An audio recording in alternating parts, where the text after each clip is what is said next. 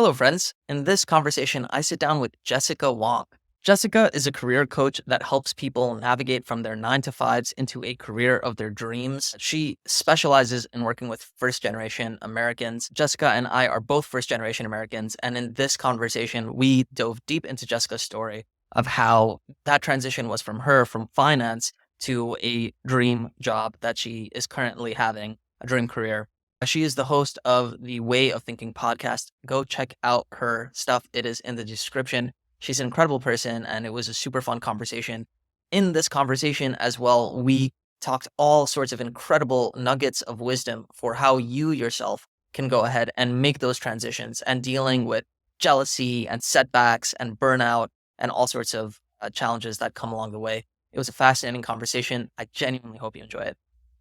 Guys, comment in the comments what was your favorite part, and be sure to subscribe for the journey. More content is available on Apple and Spotify and all other platforms that are not on YouTube, and extra content on Patreon. Hope to see you there. And remember, this podcast is made possible by the Men's Therapy Studio. To book a session with a licensed therapist, go ahead and click the link in the description. Look forward to hearing from you. Take care, guys. Enjoy this episode and subscribe.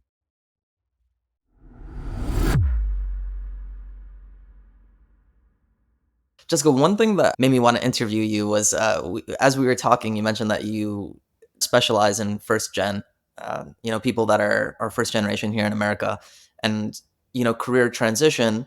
And you yourself mentioned that I want to give you the chance to share this story in full form. But you mentioned to me that you were in finance and then you transitioned to this kind of life coaching, which is not seen as stable. And I know for myself with my first generation parents, the pressure to do something that's professional, and they didn't understand my YouTube channel and podcasting when I first started. Now they're actually fans, my parents, even though I'm not big, but they just enjoy it.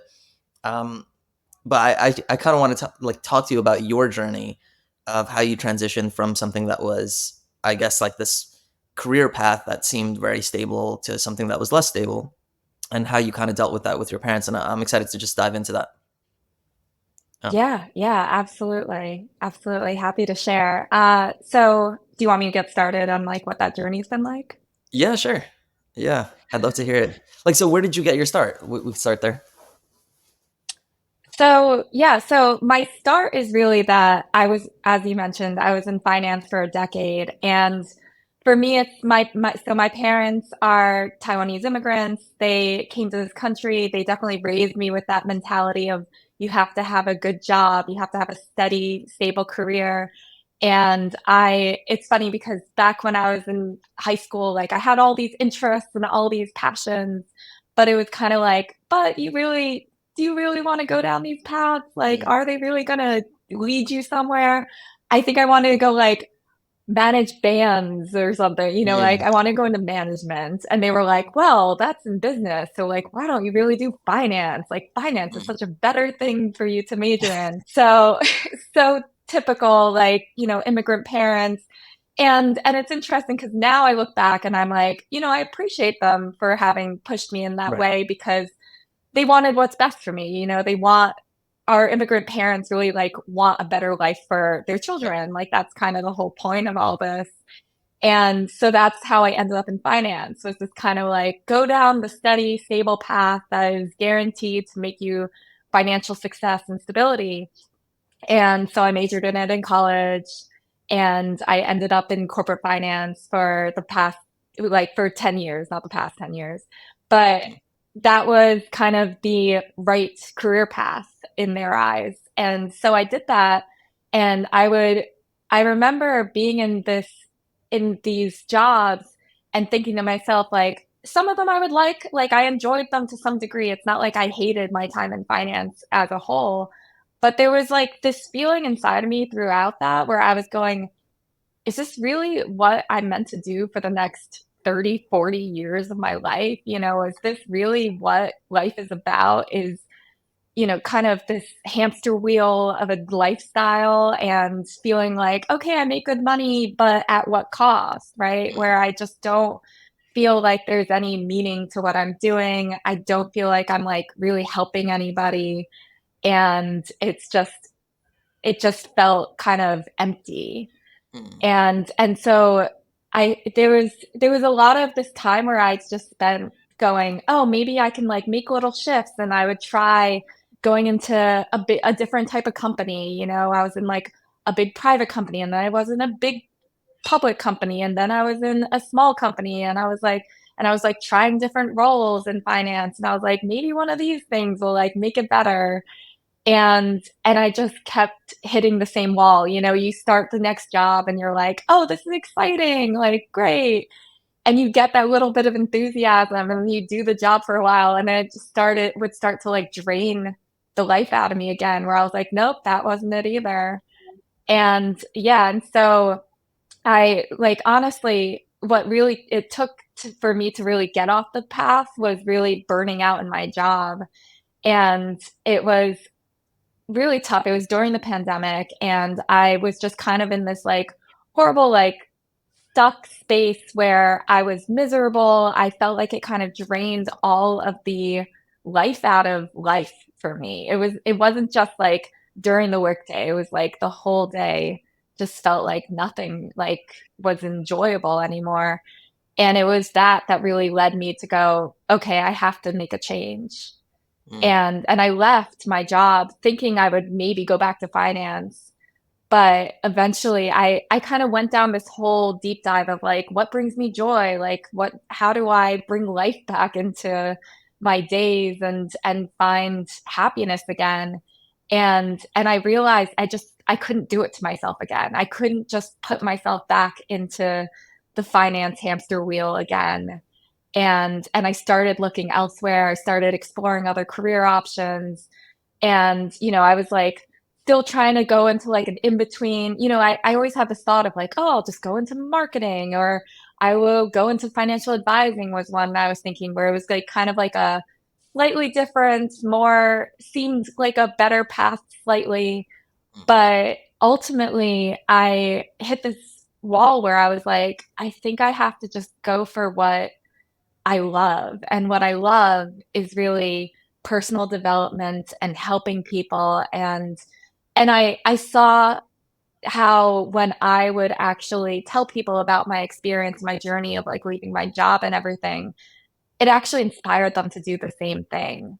Mm. And it was that little nugget of seeing it in action, like my friends making bold decisions, that made me go, there's something there and I Mm. can't ignore it anymore. And so that's really what led me to go like, I'm going to start a podcast. I'm going to become a coach. And yes, as you mentioned, like these are definitely not your tip. Like it's not that list of careers that we're supposed to do, right? Like the list is like Right. you be a doctor, a lawyer, in finance, an engineer. Right. Definitely, my parents were like, what is a podcast?" First off, right? Yeah. What is a podcast? What is a coach? Like they were like, I don't understand. Like you're bringing out. It's not even that I was like changing into a different career. It was that I was changing into a career that like they have not even heard of. Right. Right. And yeah, so it was definitely them going like, what is happening? And yes, it was a process with that with my parents, but ultimately it led me to where I am now. And it's been the wildest journey, but it's one I would do over and over again. I would never say like, oh, I wish I never did that. No, absolutely Yeah. not. It was the best decision I've ever made for myself. That's incredible. Yeah, and it's funny. I have so many questions, but I Mhm. guess to me, I think I'm also lucky that being a therapist requires a master's degree, so it's so it's Mm. like a little more acceptable.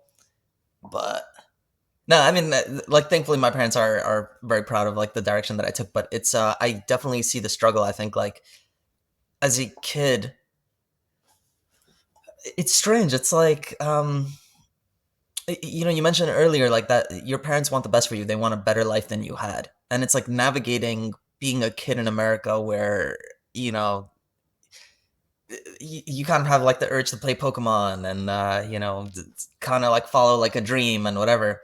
um it could be an unheard of concept to people that didn't grow up kind of like in Western culture. And I'm curious to know, like, how did your parents take your transition from being this finance person, which I'm sure like they must have been heartbroken, you know, like they invested so much time and energy for you to like go into this career path. They must have been like, I'm just imagining like if this was my family, like what would happen? Like they would be so proud. And then it's like podcast, like come on, like at best they would say do it as a hobby, you know? Um, Right. so it's like, what did that look like for Yeah, you? Yeah, yeah, it's so true. It's interesting because yes, I agree with you. My parents held so much pride in what yeah, I did, right? They were like, our daughter is successful. She has this great right, career in finance. And yeah, it was like, yes, as far as like being able to brag to their friends or brag to our family members about your yeah, kids, like I definitely was fulfilling that for them. So it was really hard on them when I made the transition. And it's interesting because, you know, my parents are two different people and they had two different kind of perspectives and but they definitely struggled at first. And, you know, and I think it was interesting because my mom, who I kind of like was talking with through this journey, I think she was like seeing how miserable I was, honestly. mm, mm, And so she understood like that being burned out in my job was just it wasn't what she wanted either, right? And I yeah, want to remind people like your parents, as much as they want you to have a great steady career and all that stuff, the root of all of this is like they want you to be happy too, right, right? mm, Like they don't want like your parents don't want their children to be miserable. That isn't the point either, right? right, It's right, like yes, we want they want your stability, but they also want your happiness. And so when I was going through this, I think I was, you know, with my mother, it was like she was seeing how unhappy I was.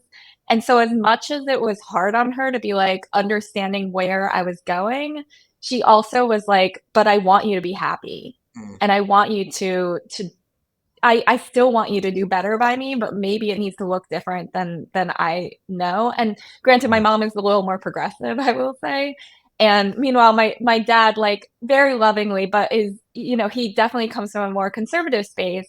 And so it was very hard on him. And granted, it's like I didn't take him through the whole journey, and so he was like, "What do you mean you're going to like leave finance? Like this is like what we came here for is for you to have this good career yeah, and do the right things, you know?" And so I think it was harder on him where he was just kind of like, oh my God, like what's happening? And just yeah, and felt like the rug was being ripped out from under his daughter and thinking that I'm unsafe, right? And mm, so mm, mm.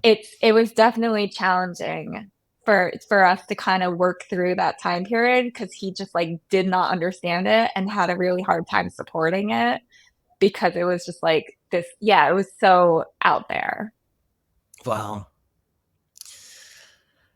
I mean, did he come around? Like, has he come around now, or is that still something He you navigate? has. Okay.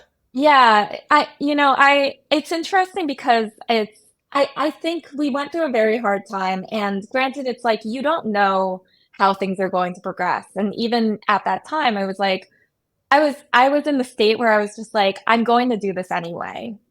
Like whether or not you support me, I Mm, know that this is the right thing for me and I need to go down it. And I am, you know, I am very fortunate in that my like he has seen kind of the transformation and been able to see how like this is making me happier. It is allowing me to help people.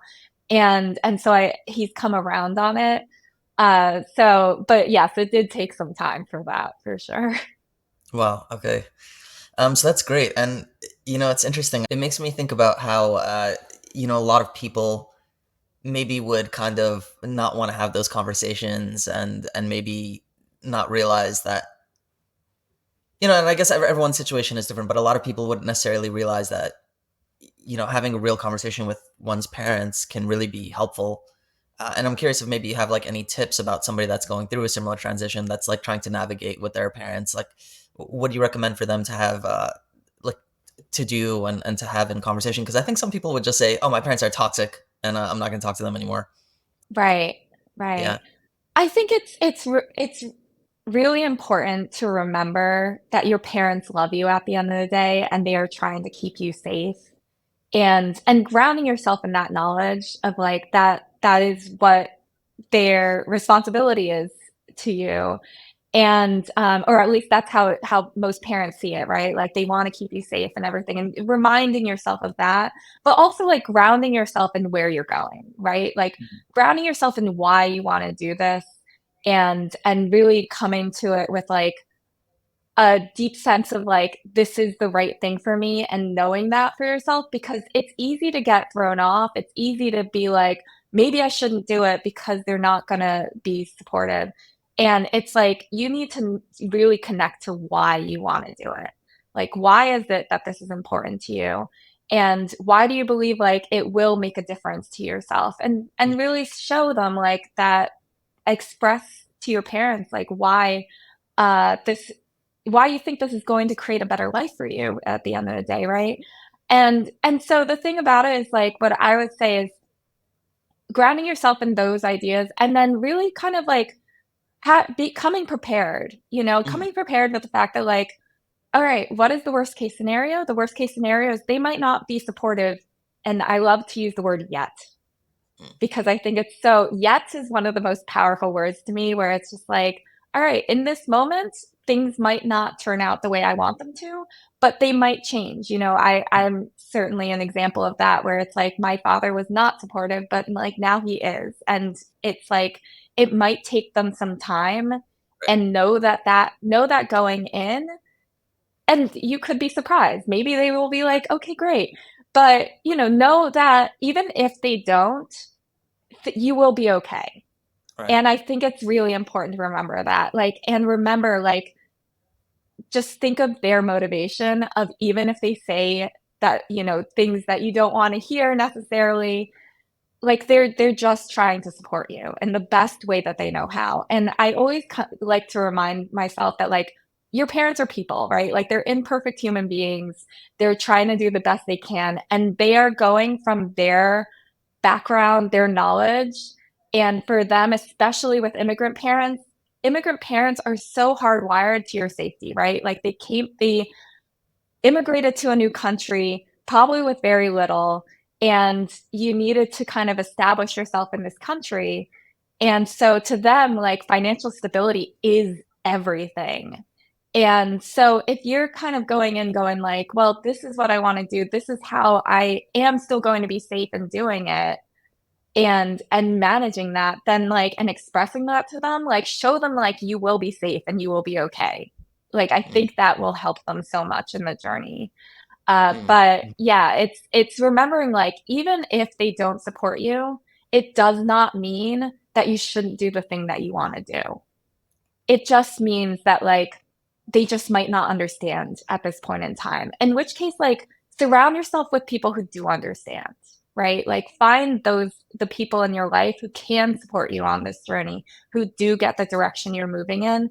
And I think oftentimes it's like we can feel very isolated through making big changes in our lives, because everyone around us is just kind of like going the steady straight way. And it's like you need to find the community of people who are trying to create change, who are making these things happen in their lives, so that you know that you're not alone.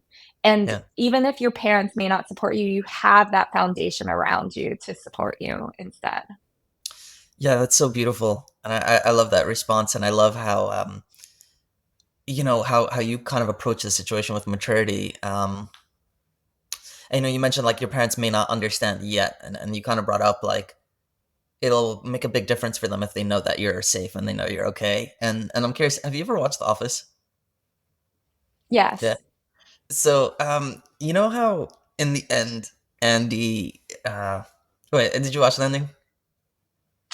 Oh, I did not watch the final seasons. Okay, no problem. Well, spoiler. Do you mind if I spoil it for you? No, go Okay. ahead. Spoiler alert for people that care about the spoilers in The Office. But basically, in the end, Jim kind of wants to start his own business, and he's working part time in Dunder Mifflin while he starts his own business.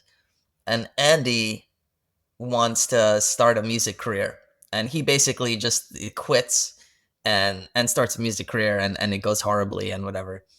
And I think it's like there's like a Jim way to do things and an Andy way to do things, where it's like, how do you, like you mentioned, like your parents will be fine if they know that you're okay and they know that you're safe in doing it. And I'm wondering, like, is there um like what do you tell maybe clients or people that, they're just burnt out of their job, they can't do it anymore, they need to change something. So it's like they don't necessarily have the emotional strength to be able to do things the quote unquote right way of maybe like continuing to work while they build their side, like whatever their passion is on the side.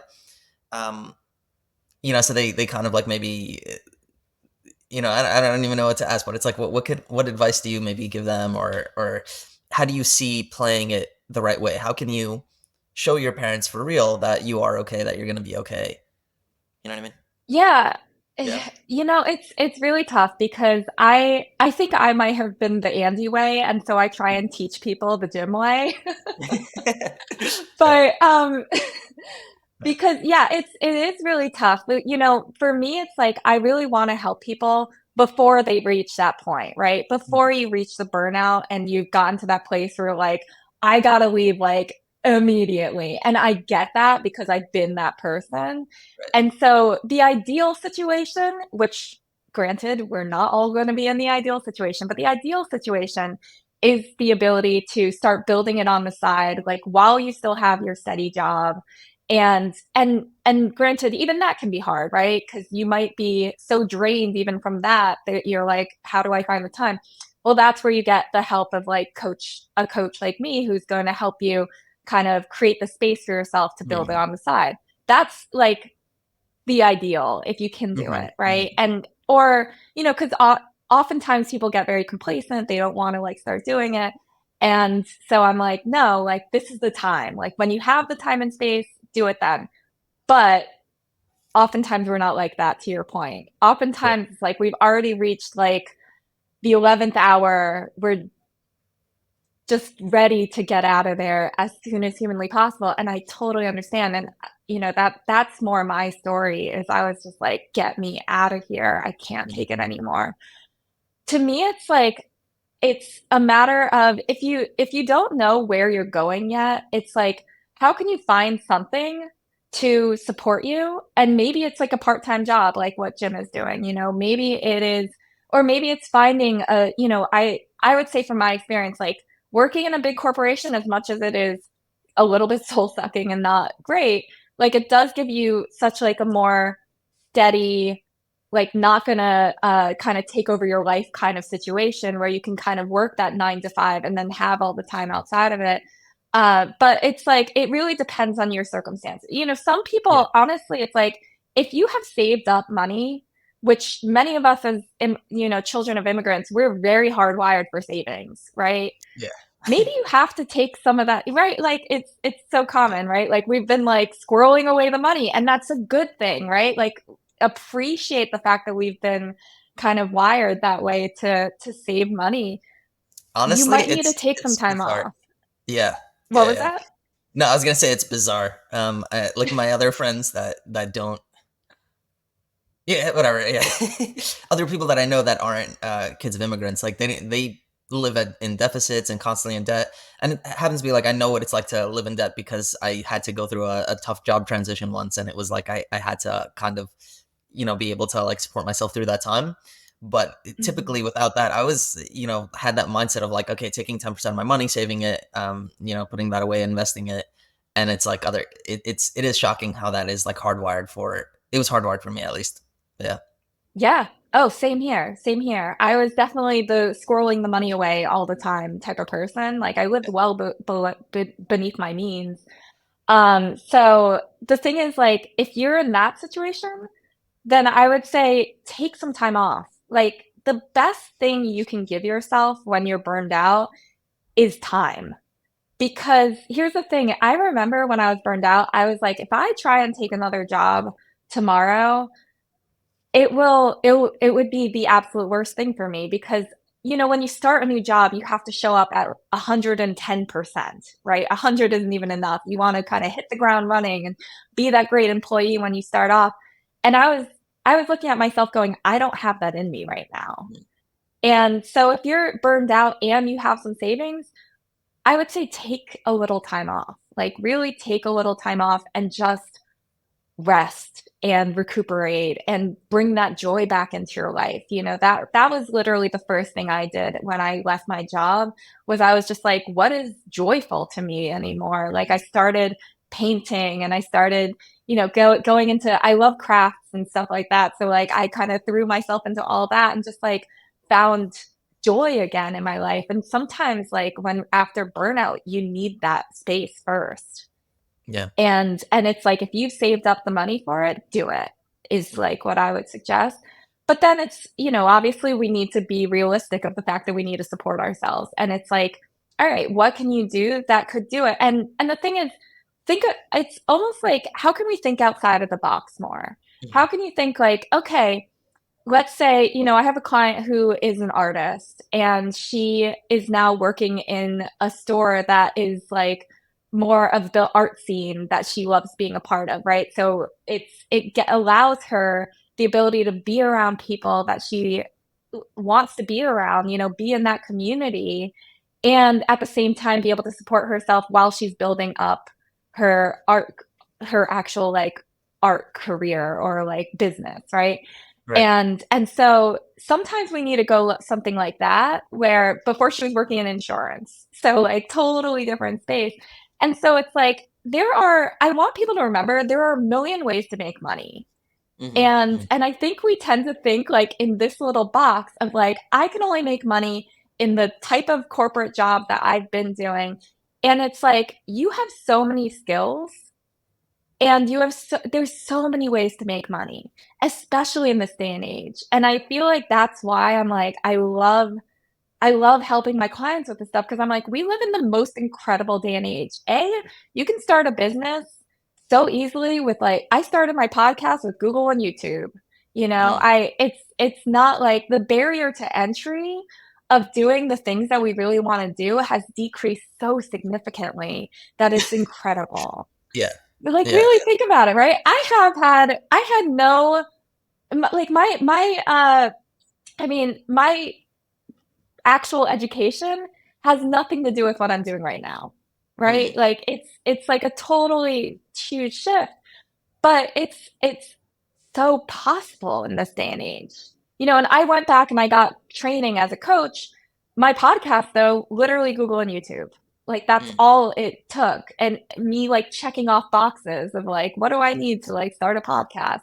So it's like, I love to remind people there's so many ways to do things that can break them free of what they've been doing, especially if they hated it, especially if they're going like, I really don't want to step foot in the door of what I was doing before. You don't have to.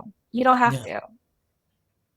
Yeah. Jessica, that's so beautiful. That's so cool. I love that attitude so much, honestly, and it resonates with me. I know for myself with ChatGPT now, and like the ability to Yes. utilize that, it's bizarre. Like my website, the Men's Therapy Studio, ChatGPT basically made it completely. It helped me. Like I kind of told it what I was kind of looking for, and it made something that I very much resonated with. But to be able to put stuff out, it gets cheaper and cheaper and easier, thankfully. And it's like, especially if you don't know how to use ChatGPT, people, you gotta get on that immediately. Totally agreed. What's interesting is that I think a lot of people don't necessarily realize that they don't have to be stuck in that 9 to 5. They don't have to constantly be running in that rat race, and it's kind of shocking to me because like I talk to like family about it too, and other people, and it's shocking how people just think, yeah, I need to work, I need to just do 9 to 5. Like it doesn't matter if they're making enough money or whatever, they just will fill that time to be able to just completely work. And I'll be so honest right now, I don't understand how somebody can work a full 9 to 5 and have a life beyond that and get normal sleep. It's just not possible. You know what I mean? Like there's not enough time in the day to be able to just 9 to 5, get the rest and relaxation you need and the rest that you need, and then also do family life and hobbies and whatever. It's not gonna happen, you know? Yeah, I mean, it's interesting because it's the model that we've been Right. told is right. Right. And I think it is interesting because we're so hardwired. It's like if everyone, especially, for me, it's like my parents worked 9 to 5 jobs in steady careers. They worked in their businesses for like 25, 30 years. So that was what was modeled, and I think for most of us, like we're modeled of get the steady 9 to 5 job, like it's supposed to like fulfill all the boxes and like that's your life. And then we start, we do that and we get trapped in it because it's all we've ever known. Mm. But the reality is like there's so many other ways to live. There's so much more we can do with with ourselves. And yeah, and you're right. It is hard. Like, and I think the thing is, the reality is our 9 to 5s are taking up a lot more than our 9 to 5. Like, let's face it, how many times are most of us like going home? I remember for me, it was like, I mean, granted, I was working a little bit longer than 9 to 5, but like, nevertheless, it was like, how many times are you taking home your work with you mentally, Mm. right? Yeah. Like, even if you're not sitting at your desk or your cubicle, how much are you really leaving it at the door versus taking it home, and it's really taking up your evening too, and you're Right. not resting, right? You're not actually relaxed. You're not disconnected from it. You're Yeah. actually kind of plugged in even when you don't realize it. And I feel like that's a little bit of what you speak to there, where it's like, who has the time to sleep? And it's like, well, because we're never disconnected. And, and it is hard, especially with technology, right? Like we're just scrolling on Instagram, we're just Yeah. staring at YouTube or whatever the case may Right. be, which like you and I want them to be doing that, but like, that's besides the point. I want to talk to But you about it's, whatever. but yeah, it's like how, I really encourage people of like, how can you let your 9 to 5 literally just be a 9 to 5 if you need it, right? Like, because many of us, you might need it to support you while you're deciding like, what do I really want to be doing? And it's like the ability to say like, I go to work, I do my job, I do it well still, but then I leave it at the door. And the rest of the time really does get to be yours. It really does Right. get to be where you spend time with friends and family, where you do get to rest, where you do get to enjoy your life. And if you're like me, you maybe are building up this thing that you really want to be doing, Mhm. and let yourself do those things, and that gets to move you in the direction of what really brings meaning to your life. Yeah, exactly. I mean, do you have thoughts on how to create that switch of kind of leaving your work at the door and continuing your, like, not bringing it home with you? Like, what creates that mental switch? So yeah, the way that I coach my clients is really around the ability to just like let your job be a job. Let Mm. your job just be your job. It's not, and like don't get caught up in the drama and all the, I think the thing is, if you're the type of person where you're like, I really want to be moving forward and like pushing forward, like great, like that's all good. If you're really trying to make a transition and you're like, this is not what I want to be doing the rest of your life, then maybe it's just like, how can you put forth just the like do a good job. I'm not saying like, spiral out, like, Right, right, right. be a deadbeat at your work. I'm saying like, how can you do a good job, but not push yourself to the point of like, I have to get the next promotion. Right. Don't try and get the next promotion. Like, just try and do a good job. And it really is like letting yourself, like giving yourself the space to go like, I'm here, I do what I need to do. And, and then it's not my problem anymore. Like I don't need to get caught up in all the things that happen, right? The office politics and the stuff that's going on and who's getting the next promotion and all that stuff. We drain so much of our energy thinking about all these things. And if you just like one of my favorite things, which comes from Mel Robbins, is like she always says like let them. And I think that phrase is so powerful. It's like the let them theory is what she would call it. And it's Mhm. like saying like, people are going to be hounding after each other. They're going to be like having this argument and that thing happening. Let them. Just let them. And just like, it's in yoga, we talk about this idea of like be the witness. Mhm. And, to me, it's like it's taking that step back, just letting yourself be the witness, letting the environment do its thing. And you just take a step back and just like let it happen, but don't let yourself get dragged up in it. Mm. That's beautiful, and I think it goes along with a lot what I try to teach clients as well, which is like mindfulness meditation and stuff, and it's like observing what's going on within us, And it's hard to really tell somebody that doesn't have that ability to like switch off. It's hard to really tell them like, hey, make this mindset shift, because they won't understand it. It's like for many of them, it's not like they want to bring their work back home with them. It's like they don't have the choice, because it's just they get so caught up in it. And it's like being able to breathe and be in the moment and observe what's going on and like snap yourself into the present moment is a really powerful tool. So it's like I like that. Like yoga is one very powerful method to be able to do that. So it's like I really appreciate it. Um, Yeah, so I, absolutely. right, Wait, can I say something off of what you were just saying first? yeah, go ahead. Yeah, so I want to just remind people like everything is a practice. Mm, And this is something that I will say I feel like a lot of like the way that I am is because of my yoga practice. And I love to kind of learn things on the mat and then bring them into my life is kind of the way I look at it. I'm like, this is my like training grounds for my life. But one of the things that I love to think about is like everything is a practice. And so it's so easy for us to get hard on ourselves when it's like we mentally know like this is the thing I need to do, but in reality I keep like getting thrown off and like I keep pulling myself back into the thing. And to me it's like, how can you remember that it's all just a practice? mm, And every single time I'm just practicing this new method, this new way of being, this new ability to like take that step back, to be more mindful, to do any of these things. And so maybe the first time it's like it took this long amount of time for me to figure it out and like get there. But then every single time that you're practicing, it gets a little bit shorter, a little bit shorter, a little bit shorter. And really appreciating and recognizing and what's the word that I want to use? Having gratitude towards yourself of like noticing your progress along the way. I yeah, think that's how we actually create change for ourselves. Is really is noticing our own efforts and really thanking ourselves for how hard we're working and mm, remembering it's a practice. And sometimes like we're here and then the next time's like all the way like long form again, right? Like we got totally dragged out into the process. Forgiving yourself in that moment, right? And having that loving appreciation of going like, all right, I realize I got way thrown off there. Okay, I will try and do better next time, right? It's just information instead of being really hard on ourselves, instead of like letting ourselves get dragged down. Because let's face it, it's like if you get, if it becomes that big thing problem again, and then you're really hard on yourself, well, you're just doubling down and, you're making it harder for yourself to it's like, how can we pick ourselves back up and try yeah. again and try again?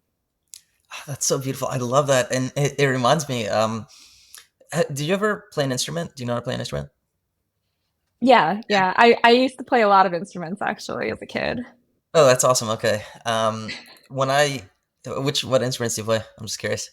Well, typical Chinese kid, I played piano for sure. Mm. But I also played the flute, and then I was in like percussion, playing like the marimba and like the like I was like on all these Interesting. different Yeah. percussion instruments. Yeah. Okay, great. Yeah. Um, but this is interesting. When I was 19, I, well, I'm gonna go into a long-winded story right now. But when I was 19, I'm excited. yeah, um, I went to this like an undergrad school in St. Louis. It was actually like a rabbi school, but I was getting my undergraduate degree at that time, and they had this music room in the school, and there was like a high school as well in the college. It was like a high school, and then there was like a post high school, like an undergrad study in the same building. So I was with this 11th grader, 16-year-old kid, and there was this other guy playing the piano in the music room. And the 16-year-old kid starts telling me, he's like, I wish I learned how to play piano. I really wish I learned. I could have done it when I was a kid, but now I just don't have time. And I'm realizing like, it's just sad. And I was telling this kid, and mind you, I was so busy at this time. It's kind of like rabbi school. It's kind of like a monastery. You're learning very ancient scripts from 7:30 in the morning and until 11 at night, and it's like prayers and just studying transcripts and stuff. So I told this guy, and you get like an hour breakfast break, hour lunch break, hour dinner break. So it's like very very little time. And I told this guy, I was like, you know what? when I was your age, I said the same exact thing. I said I wish I learned an instrument when I was a kid, but now it's too late for me because I'm a teenager. And as I was telling him Mhm. that, as busy as I was like, you know what? What if in a few years from now I'm gonna look back and say like, hey, I'm kidding myself too. Like I really could do it now. You know what I mean? Because I was telling him like, Yeah. you really could do it now. You don't realize the time. So I had that epiphany, and I was like, you know what? That's it. That night, I decided I was gonna learn to play piano. And so I had that guy that was playing. He taught me like a few things, and I started practicing them. And then I did it with a friend, and every day I would play for 20 minutes. And after a year, it's bizarre how actually like decently I became. Not like a professional piano player, but like I understood Yeah. basic music theory. I could play any song basically. I could play a little bit by ear. Nothing crazy, but like a decent piano player. It kind of demystified music for me, and I was able to play. And then I continued and got lessons after that, and became decent. Right? Recently, I haven't practiced, but like I actually learned how to play piano. And what's fascinating is that I think that skill of learning something, that like skill that you're talking about, it's so transferable in life, to realize that like everything is a practice. When you're starting something new, you're not going to be good at it, and it's like you take time and you put in 20 minutes a day or whatever, or even whatever. As long as you're somewhat relatively consistent practicing a little bit, you will get better at it. And what's so interesting is I worked in a school a few years later, and I would teach some of the kids music as well, and I would teach them guitar and piano also. And the thing that they would immediately say is like, "Oh, I suck. I'm so bad at this. I'm terrible." It's like, you just started it. You got to give yourself some grace. You got to Yeah. practice it. You're not bad at it. You just have never done it before. You know? Absolutely. Absolutely. I love everything you just said because it's so true. It's interesting when I remember I had this thought in my mind where it was like, oh, after a certain point, I just like am going to be bad at learning, because I feel like I have this impression, especially with like college, it's like, well, you got to study when you're young. And like, once you reach a certain point, like it's harder for you to learn things. And I'm like, wow, do I not believe that anymore? Because the amount of things that I have learned and tried to do that like I have not had any experience in, now I'm like, it doesn't matter. Like, and the thing is, like, it's so easy to learn things these days. And so I love that ability to go, well, what if I just tried to learn the piano, even though I didn't learn it as a kid? Like, who says you can't, right? Right. Who decided that, like, after we turn 20, 25 or something like that, like, we can no longer learn a thing? Like, why Right. was that the like idea that we have in our minds? It's so not true. I feel like to me, life is meant for learning. Like I don't Yeah. know. I like to liken myself to a sponge where I'm like, I want to learn as much as humanly possible about everything. Like I love learning. It's kind of one of my favorite things in this world is the ability to learn, and you can learn anything at any age. And I feel like that's Yeah. so important to remember. But the second thing that you pointed out, which is one of my other favorite things to talk about, is this ability to there's this idea of what is beginner's mind. And Yeah. so that's exactly what you're talking about, right? Like, how can we allow ourselves to be in what is a beginner's mind when we're starting something out and go, I know I might not be the best when I first start at something, but let me play, right? Like, let me experiment. Let me give myself the space to get better at it instead of just Right. going like, I'm terrible at it. Well, of course, like you're just starting Yeah. out and it's going to take practice and time to get better at things. Sometimes we are naturally a little bit better at things than others, of course, like we have natural tendencies, but it's Mm. like, nevertheless, you have to give yourself a little bit of breathing room and go, and I like to almost look at it as like, I'm excited to be bad at something now. I'm like, I Mm. want to like see how, because when I get better at it, I'm gonna look back at that and compare it and be like, wow, I really improved. Like how incredible.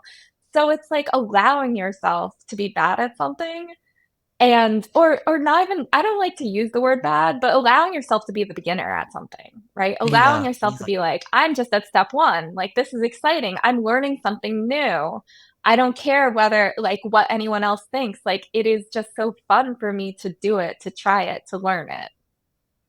That's so beautiful, Jessica. I love that. Yeah, being able to be that beginner, to just give yourself the grace to be that beginner. I'm not going to use bad at it because I agree with that terminology. But I think for people's own psyche, they think they're bad at it. But it's like you're a beginner. You gotta give yourself grace. You gotta You just knew.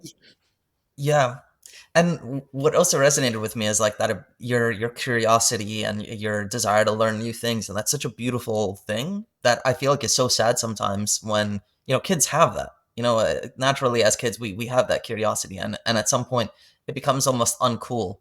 I think it's making a comeback, but but it becomes uncool to be curious in a sense, and it also reminds me it kind of becomes uncool to be happy. I think people think you're weird if you're happy. Mm. Like just the other day, I was with my friend and we were walking in the park. And we were just talking, and there was these two kids walking by with their parents or whatever, and they were like skipping on the streets, like giggling, like like uh maybe it's like a soccer ball or something. They were like trying to like pull the soccer ball away from each other, and they were just like skipping and giggling and whatever. And I told my friend, I was like, when was the last time you like skipped on the streets, like giggling? You know what I mean? Like people would think you're crazy if you did that, but like they're onto something. Those kids are really yeah. So I like to imagine, I will say, I will credit this to my mom, and I love her, and I will credit to my teacher. Like, I try and be like a kid as much as humanly Mm. possible. Like, I am like, to me, growing up is optional. And, my mom was always telling me, she's like, don't grow up too fast. Like we have this impression that we have to be serious and we have to, and to your point, we almost need to be miserable to like be liked, where it's like misery loves company, and so it's like, how often are we surrounding ourselves in like complaints, right? And in this like, we love complaining to each other. We love to say how terrible everything is, and like that we get sucked up in this kind of state. And it's true. It's like, why is happiness so uncool? And like to me, it's like, no, I want to play with my life. I want to have fun. Yeah. Like I love to me, like, oh, what I was saying before is, so my teacher is 85 years old. His name is Sri Dharma Oh well. Mitra, and he really is showing us the way of like being able to be a kid still. He cracks jokes all class long, and it's just this ability to still have this like playful attitude towards life is so missing, I think, in most people's lives, where it's like we've decided we have to be serious. Like as I was saying, we've decided we have to feed in to the negativity that is all around us. And I think it just drags us down, and it keeps us stuck where we are, frankly, because we think that to Yeah. be in or to be cool, we have to also be complaining and miserable. And yes, and to your point, it's like, what if there's another way? What if you actually can be happy? What if you can enjoy your life? What if you can like have fun and play and like be like silly sometimes? Like, why is that such a not okay thing to do as we get older? Like, I just think it's crazy where I'm like, no, like I think this life is we are meant to enjoy our lives. It's like, how incredible is this gift of this life that we're living in right now? And why are we just allowing it to be this miserable thing day in and day out? It's like, where can you find these little moments of levity? How can you bring that forth within yourself? That's so. I love that. I love that. I feel like this whole thing is like bouncing back with things that we love. Yeah, like but giving yourself that permission to play and bring that into your life. So important, so important. And it reminds me of what we were talking about earlier about like the 9 to 5. And I think it's sad. And look, people do what they have to do to survive, and that's always respectable. And nobody could ever put that down. But like the attitude to me really should be, and it's easier said than done. It's like find something that can make you money in something that you love, and you'll actually enjoy it. So find something that you could actually play with and have that curiosity and joy and those sparks in your life while you make money. And it's like, I get it. Some people don't have that luxury per se. Maybe, who knows what their conditions are that they can't do it. But like to the best of our ability, it's like, make that the reality, and then don't burn yourself out, Yes, yes. I love how you mentioned being in survival. Like, I feel that we've chosen to keep ourselves in survival mode. And it's interesting because, we've been talking about being the children of immigrants and how I feel like part of that or part of what was passed down to us is being a little bit in survival mode, right? When our immigrant parents like came to this country, they're in survival mode. Like that's why we're told like get the steady, stable job and all of that. And it's like we've carried that forward. Like we're still in Yeah. survival mode.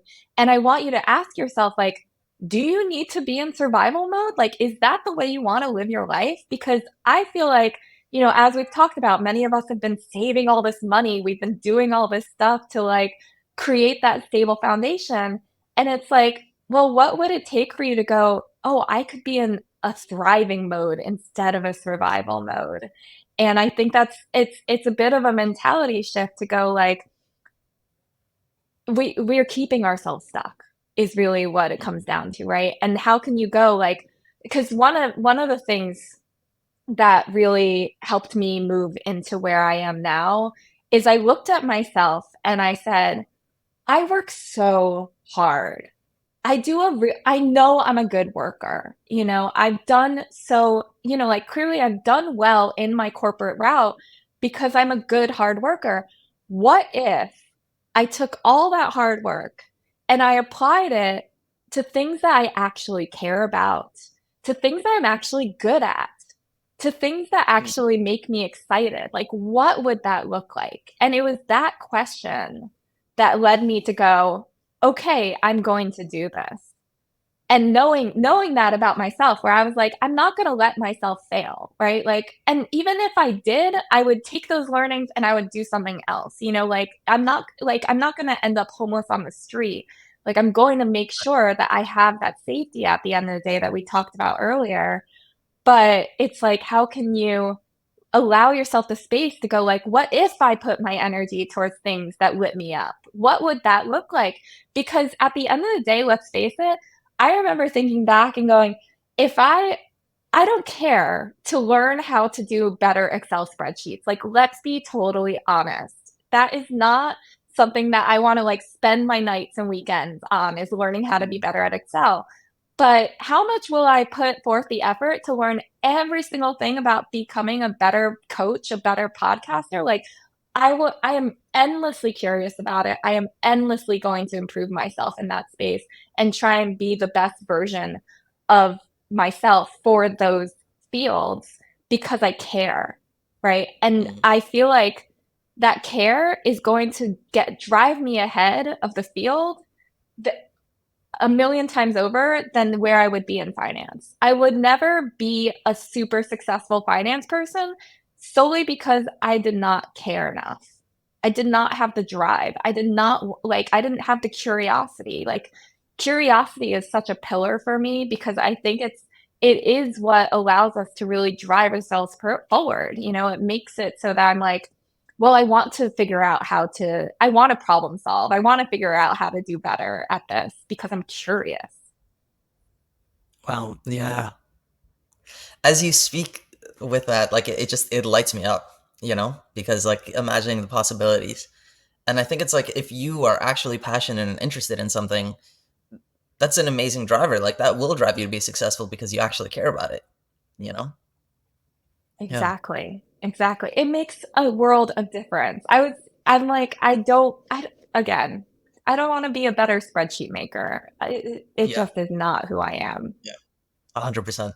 So I'll tell you, I want to change gears for a second.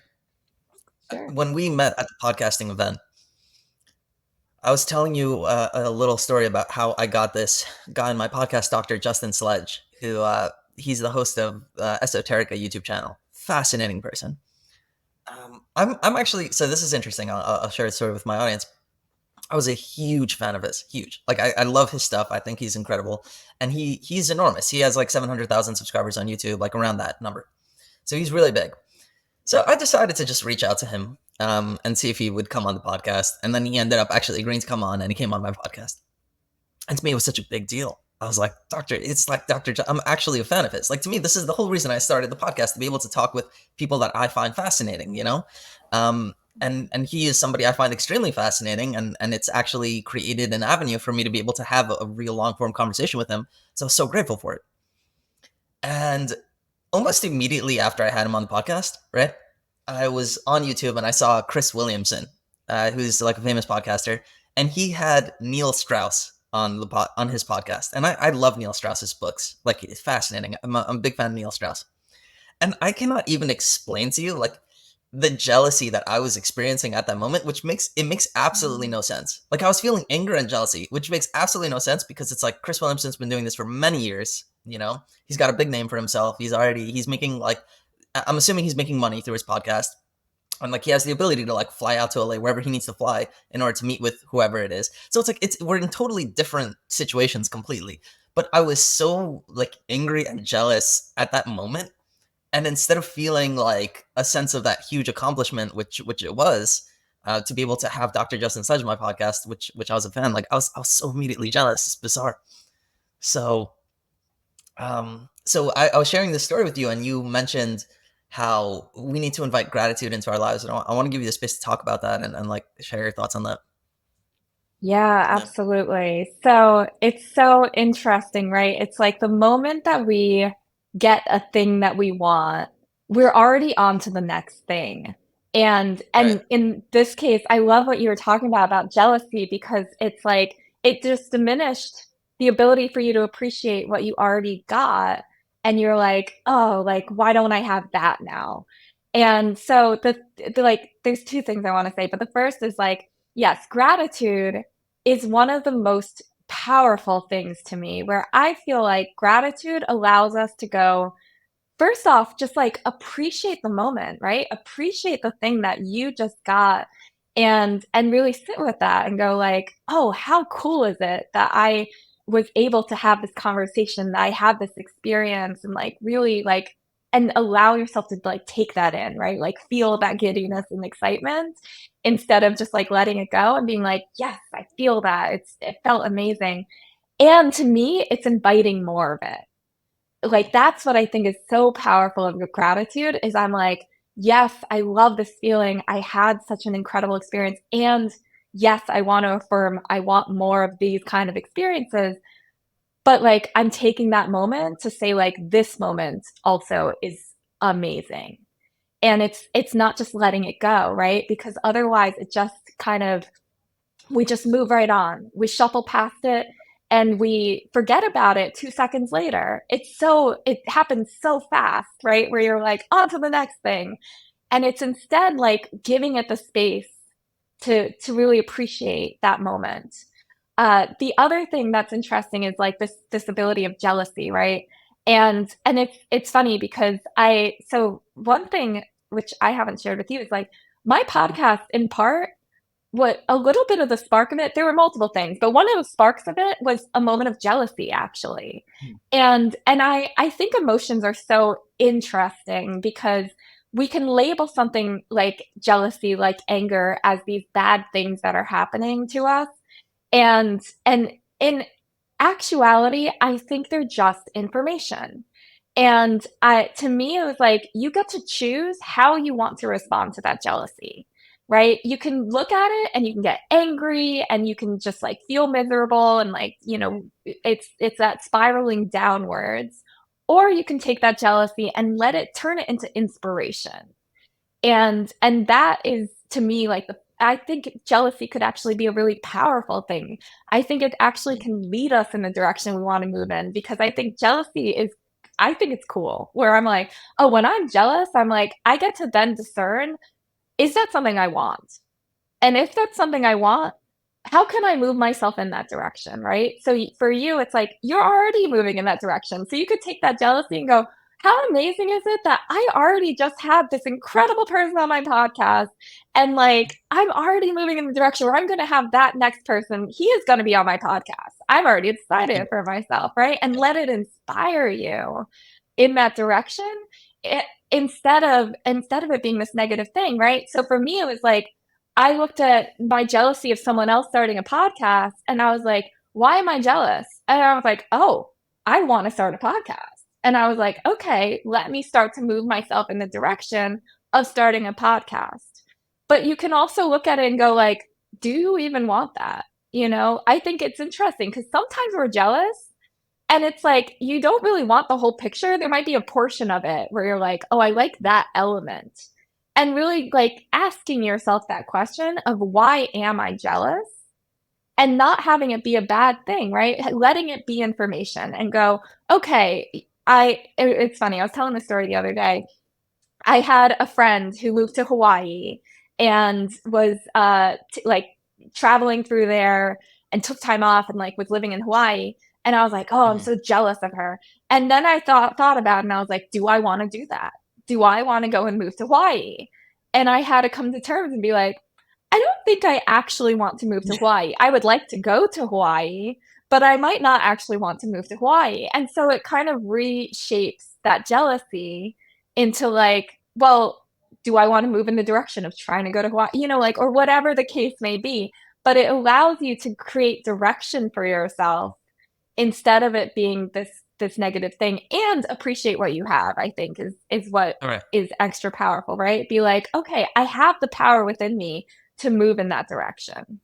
Right. So I love that idea of letting the jealousy fuel you in a sense, like discern, like, hey, if I'm jealous, there's something that I want there. Like um, say in your case with the Hawaii thing, you didn't actually want to move to Hawaii, but maybe there was like an idea of like freedom there, you know, but being Mm, able to chase that. So like, how can you add more freedom in your yeah. life or something like that, you know? And then that other idea of allowing yourself to feel gratitude, and why I think that's so powerful is because you're right. It's like we just let these things pass us by, you know, and it's so sad because there's so much beauty to appreciate, and it's like if we're not going to, it's just like what's the point? You know, what's the point of anything if you're not going to appreciate what you have, and you know, Yeah. Yeah. Here's the thing, right? Is like I think we tend to be so focused on that end result, right, right? This like amorphous, I don't know actually what it, like, but the goal, right? Like we're like, this is the goal, this is where I'm trying to get to. And we forget about all the little steps that came to getting to that goal. And even when we hit that goal, we're already on to the next one, right? Like you've already created the one after that. You didn't appreciate or enjoy that reaching that goal half the time. And to me, it's like, how can we enjoy the journey? Right? How can mm, you enjoy all the little steps that it took to get there and really see the and appreciate those little moments, those little wins, those little things that happen that are really at the end of the day, they're the big things, right? right, The actual things that matter are all of the little steps that it took you to get there and enjoying the process and going like, yes, I got this little thing and it's taking me in the right direction and it's helping you move forward. Like grounding yourself in that is how we keep ourselves A, motivated and B, enjoying the journey. Cause like there's a lot more days, let's be clear, there's a lot more days on the way to that goal than there are at that goal.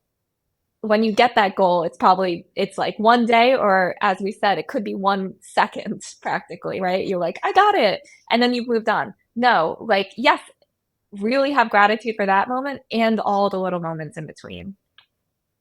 that's so well said. We were talking about content creation. One of the things that I find, and this is interesting, and I think it's partially my own fault, of course, because the algorithm just feeds you what you like.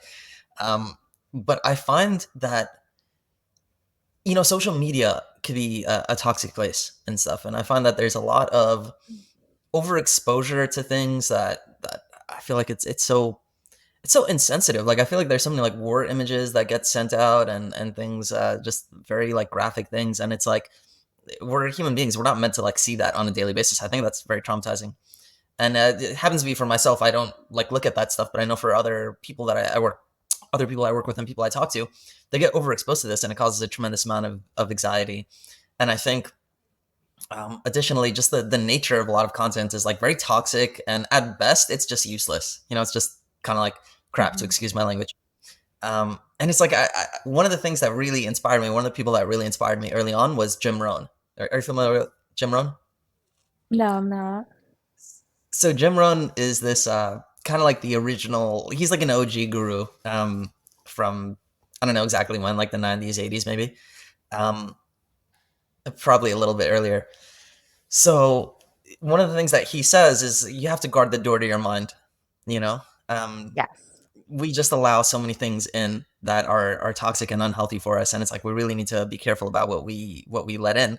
So one of his things is like he doesn't listen to the news, definitely not in the morning, because it's like you don't want to start your day with like these people were murdered and that was this tragedy happened and whatever. Like that's not a great way to start your day. And one of the things that I think about content is like how do we make it so that people that are watching it are yes entertained and also get a tremendous amount of value from it, that it progresses their life forward, like value in a good way, not just like a cheap mind blank, but something that was actually educational, thoughtful.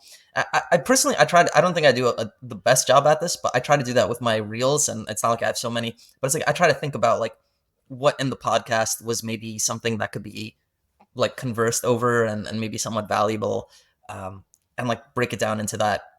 And it's like same thing with my podcast. I try to think about like I think this is so valuable. I think anyone that watches this could get so much value out of it because you're a fascinating person, Jessica. And it's like I'm so happy to share Thank your you. story. But I'm just wondering if you have thoughts on that, like on creating valuable content. Yeah, it's interesting because I feel like I've talked to so many people about the negative aspects of social media, and they are real, right? Like it is possible, it definitely has certain elements where it can drag you down. And I think that we have to the thing that I think about for myself is like I firmly believe like I'm trying to create stuff to your point that is of value to people, that is helping them, that is enlivening them. And so it's to me it's like it's people like us who are putting out good content and really grounding myself in the fact that I know that I firmly believe that the things that I'm putting out in this world, I don't know who, but even if like one person is benefiting from it, it's worth all the time, work, and attention that I'm putting into it, right? Like that's what drives me forward is I'm like, someone needs to hear what I'm saying. Someone needs to hear this conversation. I hope it's many people, but someone does. And Yeah, I go from that element as far as my own creation is the idea that if it's benefiting one person like that, that means something, right?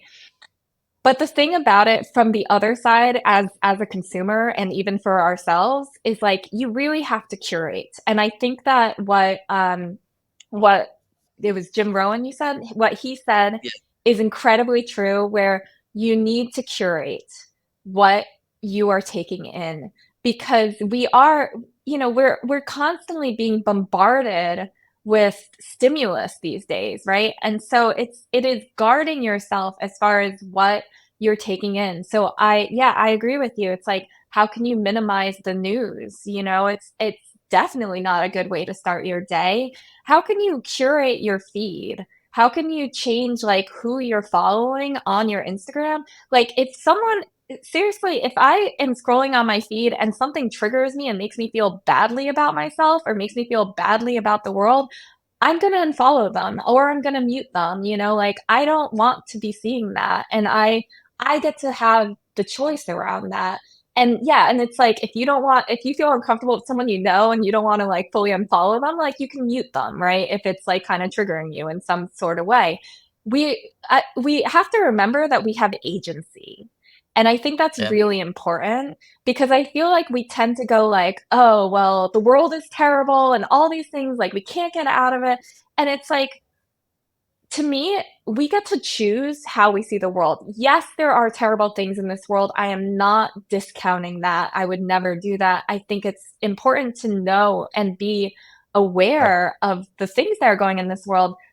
But it's like we don't have to drown ourselves in that, right? We don't have to drown ourselves in the negativity, in the terrible things that are going on.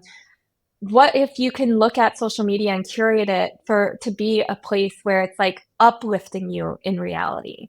What if it can be a place where like the things that you're seeing on your feed are inspiring you, are making you excited, are making you want to get off of it and then go and do the things you want to do, right? Like, why can't it be that? Because you have the ability to change it into a more positive place for yourself. And I will say I've definitely done that for myself. It's like, no, most of the people I'm following, it's like it's because they inspire me, right? They're the people that make me go Yeah. like, yes, I want to do more of this. Like, yes, I want to create more of this content. So it's we have the ability to change, like, tune your dial to, like, the things that you want to be coming into your world, and letting that be a choice. So, 100%. that's what I like to remind people, and here's the thing, like, I know as I feel like I'll say this to you because I feel like a lot of content creators, like, need to hear this.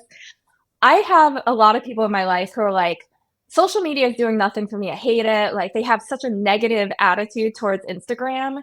And it's because they're like, oh, it's a time suck. And I will tell you, I was one of those people. That's why I can say all those things. Like that's how I looked at it. I was like, I hate Instagram. I hate being on it. Like, and I had this whole running dialogue around it. And to me, it's like I had to change my relationship with it. And something that is like a firm practice of mine is anything that I'm like, I'm resisting or I'm having like a negative attitude, I'm like, how can I show a tiny little bit more love towards that thing? How can I change a little bit of my relationship with that thing? And to me, it's like how I had to think about like, what is Instagram to me? I see Yeah. Instagram as my means of connecting with way more people than I can connect with in my day-to-day life. It is a point of connection to me. And when I look at it from that lens, it allows me to be like, well, it's just letting me reach more people who need to hear the things that I'm saying. And that has helped me so much in changing my attitude towards it and changing my ability to like be like, all right. So yes, sometimes I get caught up in it. It happened this morning where I was scrolling a little too long and then I like forgive myself and I go, but I still like it. Like it's still serving a purpose in my life and I'm okay with that. Yeah, that's so beautifully said. Sorry, I do have to rush out because my wife is yeah, my wife is gonna kill me. But Jessica, this has been an amazing conversation. I'm so happy that I had you on the podcast. I'd love to do a part two at some point. If you'd love to have me on your podcast, I'd be happy to come down. Um, if there was one thing, first of all, obviously people could find you in the description. Your Instagram and podcast and all other information will be there. So guys, definitely please check out Jessica, send her some love. But if there was one thing that you can yell from the rooftops that if everyone was listening to right now, what would you want them to know? Oh, I would want them to know that just to have more fun with life, to just like dance with it, right? Like just dance with the highs and the lows. Don't get so caught up in all we create all these stories. We create so much of this like negative feelings about things, but just let ourselves like dance with life and just enjoy it Mhm. more. And I just think that in doing so, you never know what will come your way. That's so beautiful. I love that. And guys, I just want to add, don't get stuck in the 9 to 5 rat race. Figure out what you want in life and go get it. You know? Yeah. Absolutely. Thank you Um, so much for having me on your show. It was a real pleasure. It was so nice having this yeah. conversation. All right, friends, that concludes this conversation with Jessica. I hope you enjoyed it. Please comment in the comments what was your favorite part of this conversation? What did you find most valuable? I'm curious to hear from you. And again, guys, send Jessica some love. Her links are in the description. As well, guys, be sure to subscribe. And next week, I'm having Michael Barayev. He is this incredible entrepreneur. He's super cool. He is an Instagram influencer. And that conversation was all about turning pain and traumas into an asset. It was a fascinating and in-depth conversation. So I'm so excited for you guys to enjoy it. Subscribe for the journey. And don't forget, guys, Men's Therapy Studio. If you need to connect with a licensed therapist, we are here for you. Take care. And always remember, stay curious, think for yourself. You are more capable than you think you are, and to the rebellion.